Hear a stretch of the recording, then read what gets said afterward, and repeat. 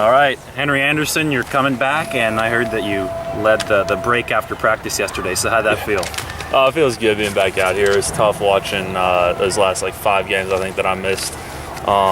You watch the games and just wish you were out there helping the guys, and especially with D-line, we've had some injuries and guys need breathers and stuff, and I haven't really been able to help them out, obviously. So it's good to be back out here, especially with Ben going down, to kind of provide reinforcements. What's your conditioning level like right now? It's been good. I've been working with Coach Charlie a lot, doing a lot of cardio stuff. I haven't been able to practice for a while, so I've just been doing a lot of running, a lot of biking, stuff like that. So it's my conditioning's been good. My legs feel good. I haven't been banging heads with these guys and running around in practice. So I've kind of got a little bit fresher legs than most guys. So my conditioning's been good.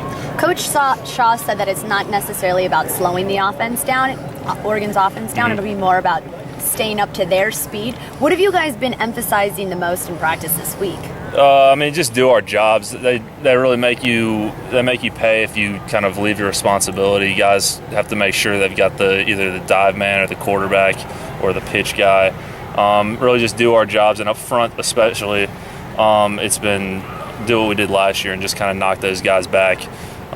You see a lot of teams play Oregon and just kind of catch their offensive linemen, try to play lateral with them and just get off the blocks at the line of scrimmage. We're trying to knock them backwards, cut off the running lanes behind the line of scrimmage, and make them stop before they really get started. So that's kind of our game plan. It's kind of similar to last year, but we've just got to go out on Thursday and execute. Would you agree the key is about staying up to their tempo, not so much about slowing them down? We really just have to, if you look at the game last year, we stopped them a lot early in their drives before they really got that up-tempo offense going. So I think if we can force them to slow down by getting stops early in the drive and not letting them really get rolling, that's a big part. But we've definitely got to be ready to be rolling guys in and staying up with their speed. But hopefully we can stop them before they start getting a bunch of first downs and really start getting their offense rolling. Was this the first major knee injury or injury that you've suffered in your football career? I had an ACL in high school, so I came back from that. It took me out for my sophomore year of high school, and then I came back stronger. So. And what was that rehab process like for you this time? And I guess mentally and emotionally, how challenging was it to watch some of your defensive linemen and be dealing with nagging injuries and you not being able to provide reinforcements? Yeah, the process went pretty smoothly. The plan that we had went perfectly. Everything was on schedule, and it really worked out well. It was just, I felt terrible for our defensive linemen because Ben had that shoulder injury. I forget what game it was, but it was a couple games after I got hurt. Perry's been banged up, so it's been tough seeing them have to play through those injuries and not get out there and help them out.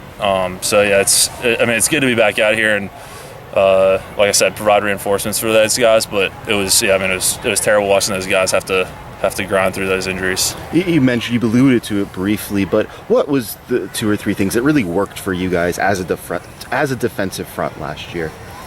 It's a good question. I think.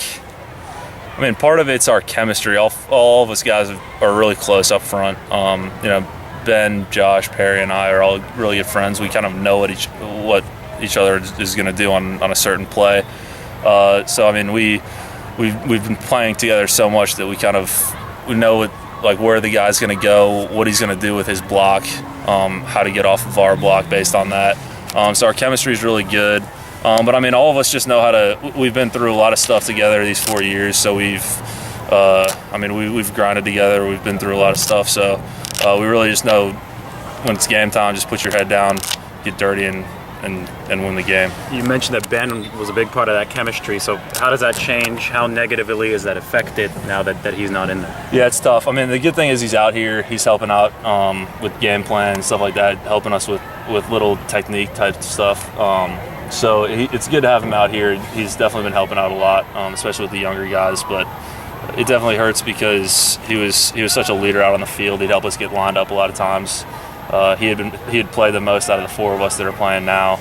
So losing him is definitely a big loss. But I think we're ready to move on without him, even though it's definitely going to be tough. Any thoughts on DeAnthony Thomas saying that Oregon would put up 40? No. No comment? No comment. Does that add some extra motivation, though? I mean, we've talked about it. We've talked about it. That's all I'm gonna say. I don't know really what else I should say about that. But we've definitely noticed it, and it's. I mean, yeah.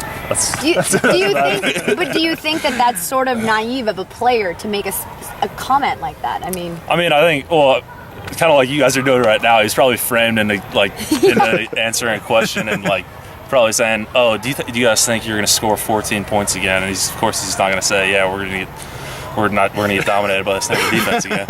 So I think it's understandable to say something like that, but it's not. I mean, yeah, we kind of realize that It's fun. It's all. Yeah. extra motivation. Yeah. Nice. All right. Thanks, Thanks, Thank Henry. you so